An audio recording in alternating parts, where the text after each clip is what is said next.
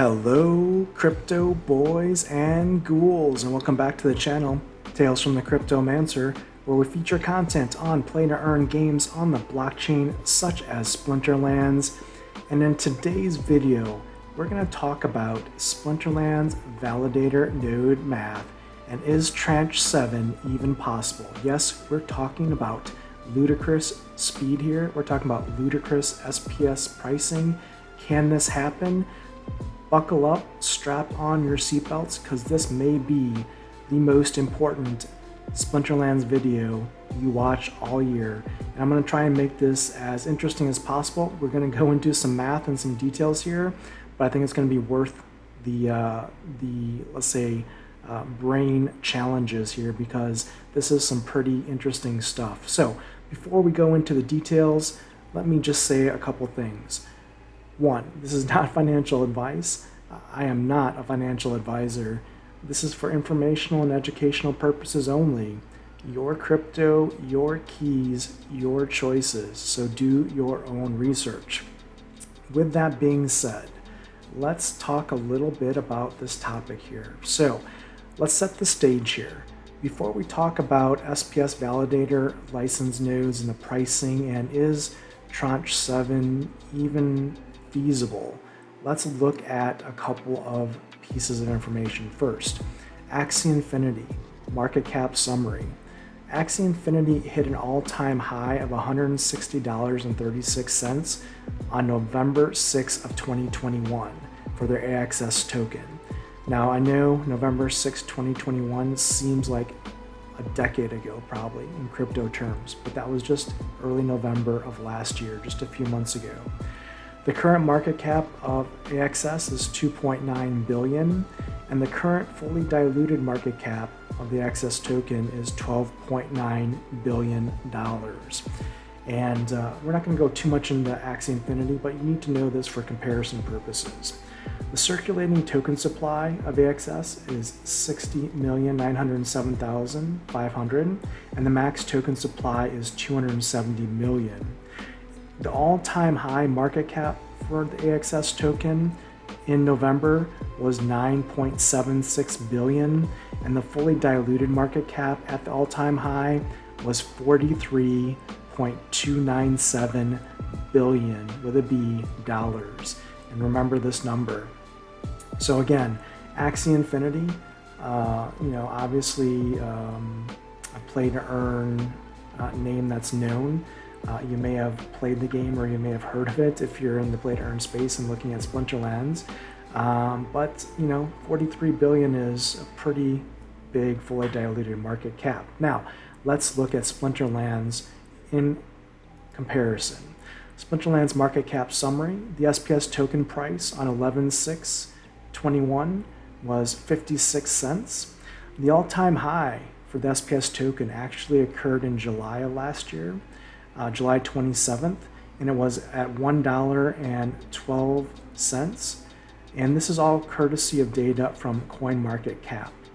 So the current market cap of SPS is 83 million, with a fully diluted market cap of 393 million. Circulating token supply right now is 634 million, with a max token supply of 3 billion. The all-time high market cap for Splinterlands back in July came in at the current, actually it was lower then, but at the current circulating supply would be 714.9 million, and the all-time high fully diluted market cap would have come in at $3.378 billion. So why is this important? Well, you need to understand kind of the math here. The all-time high market caps between Axie Infinity and Splinterlands right now is more than a 10x here, which, if we look forward in the future, where Axie Infinity's future is and where Splinterland's future is, that could be relevant. But now let's go into some additional details that I want to talk about when it comes to the Splinterlands SPS Validator Node licenses. So one of the things that we need to understand if we're going to hit ludicrous pricing for SPS tokens to make Tranche 7 viable, right? And we'll talk about the math here in just a second, is we need to understand the SPS pricing required and to hit those tranche levels to make them viable. And probably a conservative way of looking at that is looking at the 12-month return on investment for a validator node license. Now, 12 months is kind of an arbitrary number. If we compare it to crypto mining, usually like if you purchase a miner or a graphics card, you want an ROI, within a year, ideally, right? So what that means is if you ROI or get your return on your investment in the first 12 months, pretty much any mining after that fact, after the first year, is pure profit at that point in time. Now, miners may want profit in maybe 6 months or 9 months ideally, but 12 months is pretty conservative. So let's look at some of the math that's needed to achieve the different levels of tranches to make them viable. So the license, pre-sales, and pricing that's been published by Splinterlands, the company, is located here on this link. I'll leave it in the video description for your reference. But on the screen here, you can see the different phases, the pre-sale and tranche 1 through tranche 7, the quantity available out of the total max supply of 60,000 node licenses, and the price, the SPS price in dollars, as well as the voucher discount rate. Again, all of the details are in the article on Peak D published by the Splinterlands company. I'm not going to go into the specifics here of this, but having a background here and understanding this chart will be important for you to comprehend kind of what we're talking about in the next few slides. So let's look at the data. Now this is a screenshot of an Excel worksheet that has many inputs. And you can see we've got inputs here of monthly SPS reward pool data, the daily voucher reward pool, and the different tranches outlined here. We also are capturing the node cost at each tranche level, the number of existing nodes, the voucher virtual floor price, which basically means that if the nodes continue to sell, this is kind of the virtual price of a voucher in the marketplace, because anything less than that price in the marketplace would be a discount for any node purchasers. So it's virtual, it's not a hard price, right? The market is a free market. It will do what it needs to do. But this is kind of an estimate of where vouchers would be given the tranche levels that would need to be hit. Now, from those inputs, we can calculate the SPS generated per month from a node license, as well as the SPS generated per year, as well as the vouchers per day generated from a node license, and the vouchers per year. Based on that, we can calculate a number of things as well, including the voucher income per year based on the voucher virtual floor price. And the great thing about math is that if you have all of these variables and inputs, you can come up using simple algebra with an SPS price per token that would give you a 12-month ROI on a node license. Now, what this chart is showing us here is that pretty much throughout the pre-sale, even in tranche 1 and tranche 2, based on the voucher virtual floor prices, you will ROI in 12 months at automatically, regardless of SPS pricing, just with the voucher income per year, if you believe that the voucher floor price will hold in the market. So what we also see is that for tranche 3 nodes to sell in the marketplace to make a 12-month ROI, the SPS price needs to be 50 cents per SPS token. For tranche 4, SPS would need to be $3.14 per token to make that 12-month ROI make sense to buy in that tranche. And then tranche 5 would require SPS pricing at $8.41. Tranche 6 would require SPS pricing to be $16.15, and tranche 7 would require SPS pricings to be $42.17. And you might be looking at those numbers and going, whoa, That is crazy. SPS, that's $42 a token. It's like 13 cents right now. That's crazy. And that's why we're talking about ludicrous speed or ludicrous SPS pricing here. And we're going to see if that's even possible. So what we also need to calculate here, let's just assume SPS hits those prices to make the nodes viable to purchase with a 12-month ROI at those tranche levels. The one thing we need to note for all of this calculation is that SPS will be burnt as part of the purchases, right? Because 80% of the SPS purchase price will be burned, and that makes SPS deflationary for that burn amount. Now, the assumptions that we do when we do a node burn calculation here is that 50% of the SPS node cost is used for the SPS burn, and the other 50% is paid through vouchers. Now, obviously in the marketplace, some investors or purchasers of node licenses may pay 100% with SPS and not bother to buy vouchers, right? So this is just a very conservative estimate on the burn. It could be more, but it won't be less, right? So the other assumption is, again, based on the node license article from Splinterlands, the company, is that the 80% SPS burn rate is being used, with the other 20% going to that foundation of SPS treasury here. So what does this mean for us? Well, based on these inputs, again, we can calculate by tranche based on the SPS token price, an estimate of the SPS amount burned per tranche level. I won't go into the specific calculations, but you can see the results here through the pre-sale and tranches 1 through 7.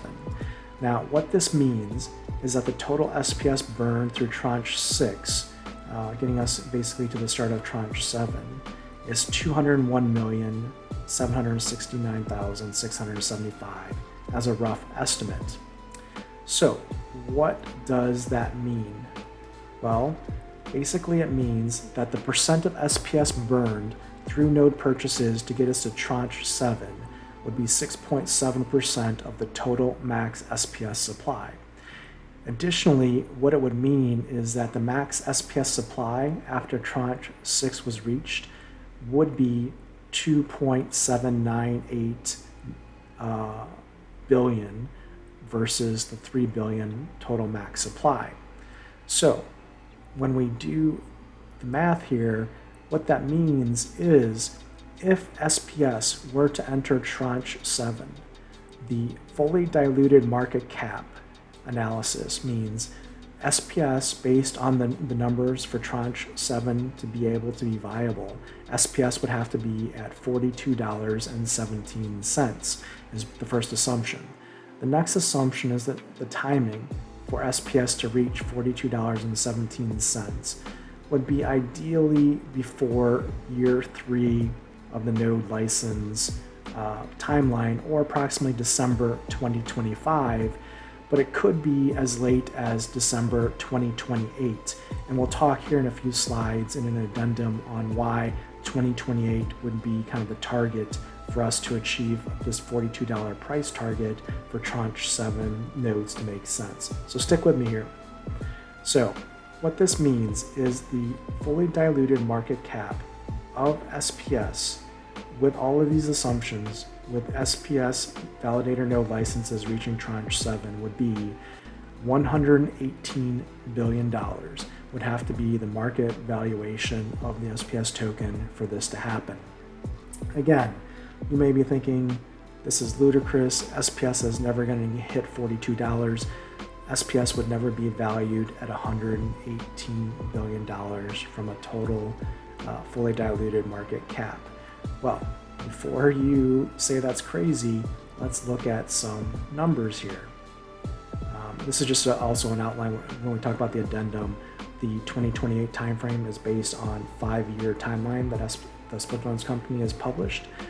Here talking about when 3 billion SPS tokens would be reached in 5 years and where the foundation's treasury would kick in.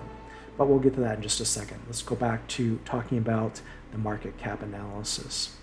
So remember, the first slide we talked about here, Axie Infinity at its all-time high in November, just a few short months ago, reached a fully diluted market cap, historically speaking, of $43.297 billion.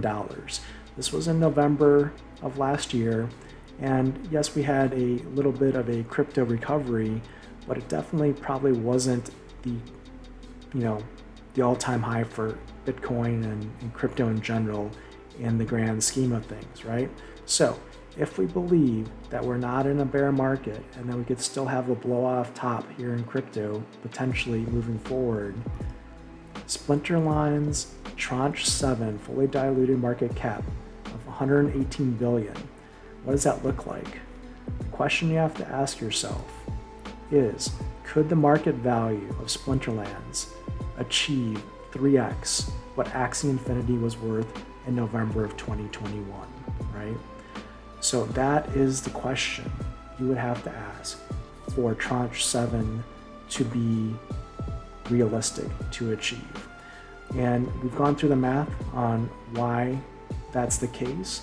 But again, if Splinterlands can live up to its aspirations and be the de facto play-to-earn crypto game in its space, is it ludicrous to imagine that Splinterlands could be valued at 3 times what Axie Infinity was valued?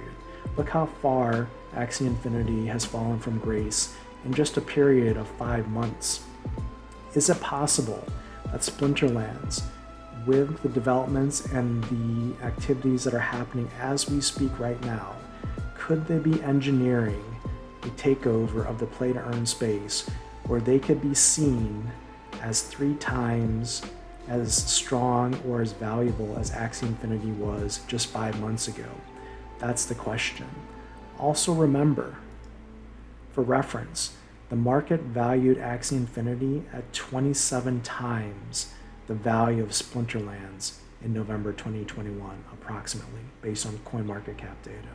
So these are questions kind of put into perspective with math that you would want to understand and think about.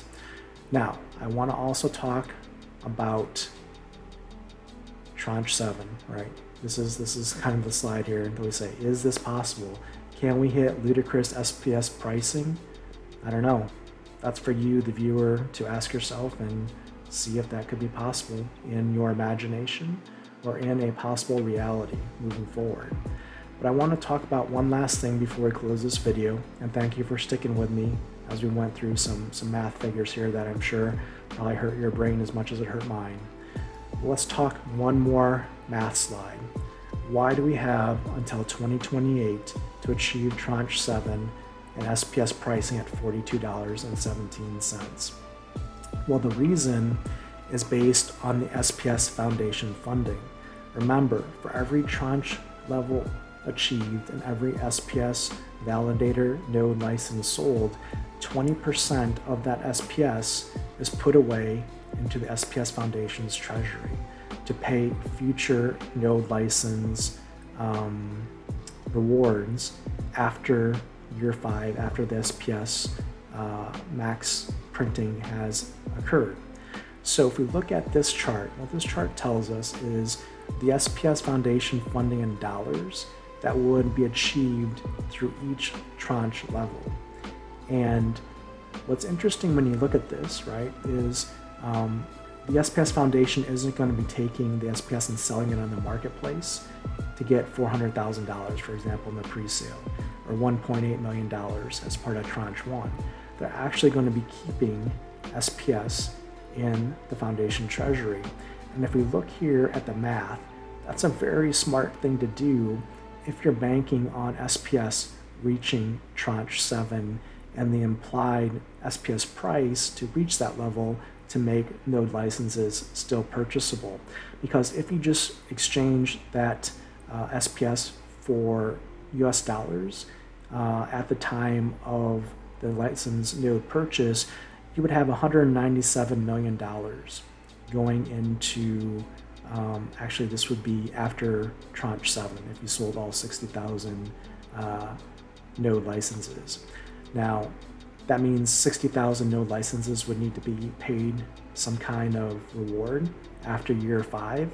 And if you did a 3-year annuity, basically, and said, hey, we'll take the funds and drain those down over 3 years to pay out each licensed node holder, if you just sold SPS for dollars at the time of the transaction, the annual payout for those node licenses would only be $1,096. But because the SPS Treasury will be keeping that SPS as SPS, the SPS Foundation funds, after Tranche 7 is achieved and 60,000 nodes are achieved at a $42 SPS pricing, the amount that SPS would have a value in the Treasury would actually be $5.8 billion, which is crazy. But what does that mean? That means the SPS Foundation, if they did an annual payout in an annuity based on the SPS value, if they just gave you the SPS at that point and divided it evenly amongst 3 years for 60,000 node license holders, that would mean the payout for each node license, if SPS held at $42, would be roughly $32,000 per year that those node licenses would get for 3 years. Again, remember, the node license cost at the Tranche 7 is $40,000. So even if you bought a Tranche 7 node license at the very end, and you still had 3 years of this SPS payouts, at SPS being $42, of your $40,000 investment, you would come out with over $96,000 worth of SPS over a 3-year period. So that is the addendum, that is the math. It's definitely interesting when you start putting figures in here. Could this happen? I don't know. It's definitely mathematically possible. What's interesting to note here, 2 things I'll leave you with. 1, the node licenses have a max supply of 60,000 nodes. That doesn't mean all 60,000 have to sell or will sell. It's just that that is the max supply that can sell. And it's driven by the value that Splinterlands and the SPS token provides in the marketplace. Obviously, if in 2028 SPS is at 50 cents or less, or not even around, then you're never going to hit Tranche 7 sales because no one would buy that. That would be a very silly investment. But again, what Matt and the Splinterlands team has said they are doing is they're trying to put a flywheel in place for Splinterlands and the economy and the game that provides utility and value and deflationary scarcity into the ecosystem, and it's backed by NFT assets that have a purpose and a tangible value. So that's how all of this is working to play.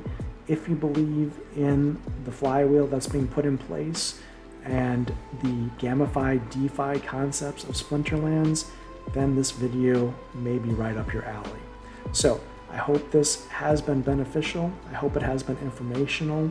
If it has, smash the like button, subscribe to the channel for more timely updates and content like this on Splinterlands. And until next time, keep stacking those stats. That's entertainment.